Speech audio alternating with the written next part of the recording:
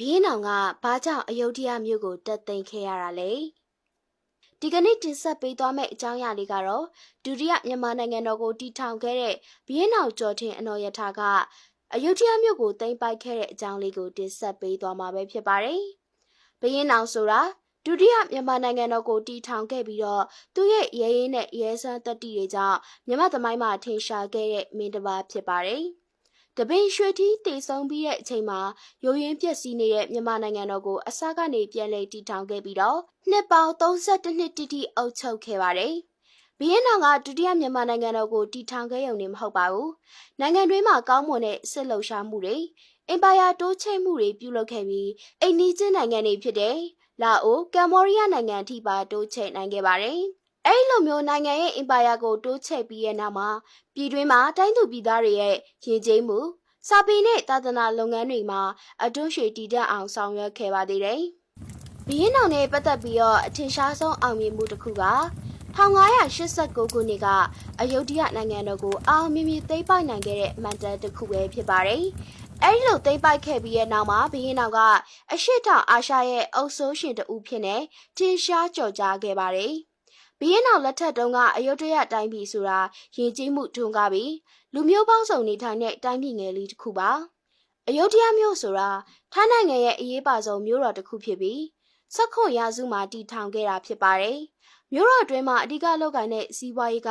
ကုန်သွယ်ရေးနဲ့စိုက်ပျိုးရေးဖြစ်ပြီးနေထိုင်တဲ့လူမျိုးစုတွေအနေနဲ့ခမာအိန္ဒိယပါရှန်လူမျိုးတွေနဲ့တရုတ်လူမျိုးတွေရောပြိုးနေထိုင်တဲ့မြို့တော်တစ်ခုပါလူမျိုးပေါင်းစုံနေထိုင်တဲ့နေရာဖြစ်တာနဲ့အညီပညာရှင်များစုဝေးနေပြီးတော့ဘာသာတရားအနေနဲ့ဗုဒ္ဓဘာသာထွန်းကားတဲ့တိုင်းပြည်ဖြစ်ပါတယ်။ဒါတွေမကသေးပါဘူးတိုင်းပြည်အတွင်းမှာဗုဒ္ဓဘာသာနဲ့ပတ်သက်တဲ့ဘုန်းကြီးကျောင်းတွေဖျားကျောင်းတွေအမြောက်များရှိရဲ့ပြင်ရှီဟောင်းပြည်သူကလက်ရာတွေနဲ့ပြည့်နှက်နေရကြောင်းအရှိတောင်အာရှကအထင်ကရမြို့တော်ဖြစ်တည်ရှိနေကြရဖြစ်ပါတယ်။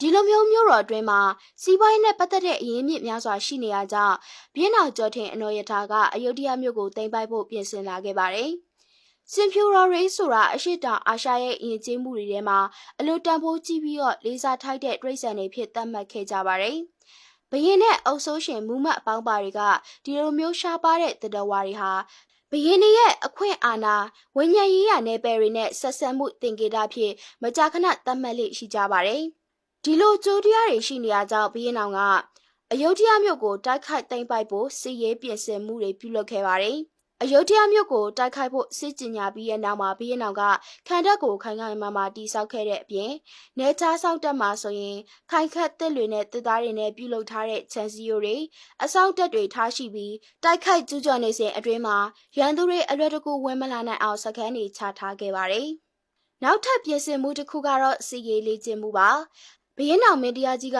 သူကိုယ်တိုင်လည်းရဲရင်ထက်မြက်တဲ့ဘရင်တယောက်ဖြစ်တယ်လို့သူနဲ့တူတိုက်ပွဲဝင်မဲ့စစ်သည်တွေရဲ့ရဲစွမ်းတတိရှိမရှိကိုလည်းစီးရီးလေးကျင်းတဲ့အချိန်မှာအကဲဖြတ်လေ့လာခဲ့ပါတယ်။ဒီလိုအကဲဖြတ်လေ့လာနေတဲ့အချိန်မှာလက်သေးခွန်တွေကိုတူနဲ့ထူတာအန်ရဲ့များလုံးနဲ့ဓာတိုင်လေးကျင်တာတွေပါဝင်ပြီးစစ်သည်တွေကိုရွေးချယ်ခဲ့ပါတယ်။တိုက်ပွဲဝင်ကနေအချိန်မှာစစ်သည်တွေလမ်းတစ်ဝက်မှာမကြဆုံးသွားစေဖို့အတွက်အစားအသောက်ရေနဲ့လက်နက်ပစ္စည်းအစုံတွေကိုယူဆောင်သွားပြီးတော့အယုဒ္ဓယမြို့စီကိုချီတက်သွားခဲ့ပါတယ်။အယုဒ္ဓယမြို့မရောက်ခင်မှာဘီရင်နောင်စစ်သည်တွေဟာတဘာဝဘေးဒဏ်ဒုက္ခအမျိုးမျိုးကိုကြုံတွေ့ခဲ့ရပြီးတော့အတားဆီးတွေနဲ့ရင်ဆိုင်ခဲ့ရပါတယ်။ဒါပေမဲ့အယုဒ္ဓယမြို့အနီးကိုရောက်လာတဲ့အချိန်မှာတော့ဘီရင်နောင်မင်းတရားကြီးနဲ့စစ်သည်ပေါင်းပါတွေဟာအယုဒ္ဓယမြို့ရိုးကိုဝန်းရံလိုက်ပါတယ်။အဲ့လိုဝန်းရံပြီးတဲ့နောက်ပိုင်းမှာနေချားဆောင်တပ်တွေကတိုက်ခိုက်ခဲ့ပြီးတော့မြို့ရိုးကိုကာရန်ထားတဲ့ခြံစည်းရိုးတွေကိုဖျက်ဆီးနိုင်ခဲ့ပါတယ်။အဲဒီနောက်မှာတော့ဘီရင်နောင်တပ်တွေကအလုံးနဲ့အရင်နဲ့အယုဒ္ဓယမြို့တွေကိုဝင်ရောက်လာပြီးထိုင်းနိုင်ငံတပ်သားတွေကိုစတင်တိုက်ခိုက်ပါတော့တယ်။တိုက်ပွဲအခြေအနေပြင်းထန်လာတဲ့အချိန်မှာတော့ဘီရင်နောင်ဘက်ကတပ်သားတွေဟာတပ်သားဥယေတဖြည်းဖြည်းနဲ့ယောနေလာခဲ့ပါတယ်။အဲဒီအချိန်မှာဘီရင်နောင်မင်းတရားကြီးကဘလို့မှနောက်ပြန်ဆုတ်လို့မရတဲ့အခြေအနေတွေကြောင့်တေရင်မြေကြီးရှင်ရင်ရွှေထီးဆိုတဲ့စိတ်ဓာတ်နဲ့အဆုံးထိတိုက်ပွဲဝင်ခဲ့ပါတယ်။အသေးခံတိုက်ပွဲဝင်ဖို့အတွက်စိတ်ပိုင်းဆိုင်ရာဆုံးဖြတ်ချက်ချပြီးရဲ့နောက်မှာတော့မြန်မာတပ်တစ်ခုလုံးဟာအယုဒ္ဓယမြို့ရဲကိုထိုးထွင်းဝင်ရောက်ခဲ့ပြီးတိုက်ပွဲဆင်နွှဲခဲ့ပါတယ်။အချိန်တစ်ခုကြာလာတဲ့အခါမှာမြန်မာဘက်ကအနိုင်ရလာပြီးအယုဒ္ဓယမြို့ကိုအောင်မြင်စွာသိမ်းပိုက်နိုင်ခဲ့ပါတယ်။ဘီရင်နောင်ကအယုဒ္ဓယမြို့ကိုသိမ်းပိုက်ပြီးရဲ့နောက်မှာအယုဒ္ဓယမြို့ဟာဒုတိယမြန်မာနိုင်ငံတော်အင်ပါယာရဲ့တစိမ့်တစ်ပိုင်းအနေနဲ့ပါဝင်ခဲ့ပြီး ပျက်စီးသွားတဲ့အခြေခံအဆောက်အုံတွေကိုလည်းပြန်လည်ပြုပြင်ခဲ့ကမြို့တော်ကိုပြန်လည်စီးပင်းသားယာဝပြောလာအောင်ပြုလုပ်ခဲ့ပါတယ်။ဒါရင်မကသေးပါဘူးထိုင်းနဲ့မြန်မာနှစ်နိုင်ငံလုံးကိုဗုဒ္ဓဘာသာကိုးကွယ်တဲ့နိုင်ငံဖြစ်လေတရားဝင်သတ်မှတ်ခဲ့ပါတယ်။ဟုတ်ကဲ့အခုတင်ဆက်ပေးခဲ့တဲ့အကြောင်းအရာလေးကတော့ဘုရင်တော်မင်းတရားကြီးရဲ့အယုဒ္ဓယမြို့ကိုအောင်မြင်စွာသိမ်းပိုက်နိုင်ခဲ့တဲ့အကြောင်းအရာကိုပရိသတ်ကြီးဖူးတူတရအောင်တင်ဆက်ပေးခဲ့ရပဲဖြစ်ပါတယ်။